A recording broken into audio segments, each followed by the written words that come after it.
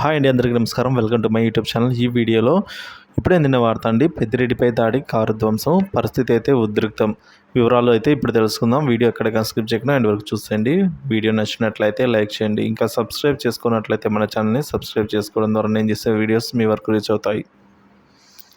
ఏపీలో ఎన్నికల పోలింగ్ కొనసాగుతోంది. ఈ నేపథ్యంలో పలుచోట్ల ఉద్రిక్తత వాతావరణం అయితే చోటు చేసుకుందండి. సో రాష్ట్రంలో చాలా చోట్ల వైసీపీ, టీడీపీ శ్రేణులు ఘర్షణలకు అయితే దిగారు. పరస్పర దాడులకు కూడా దిగుతూ ఉన్నారు. దీంతో ఆయా నియోజకవర్గాల్లో టెన్షన్ వాతావరణం నెలకొంటోంది.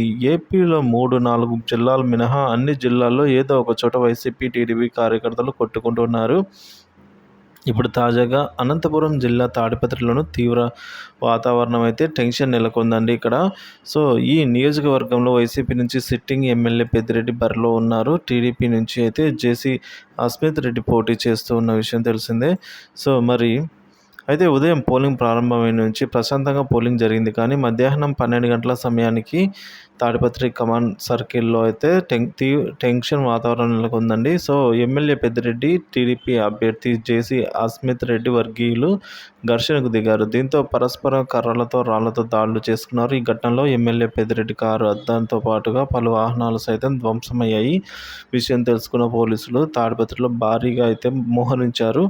ఇరు వర్గాలను చెదరగొట్టారు. పలువురిని అదుపులోకి తీసుకున్నారు. మరోసారి పునరావృతం కాకుండా చర్యలు తీసుకుంటూ అయితే ఉన్నారండి.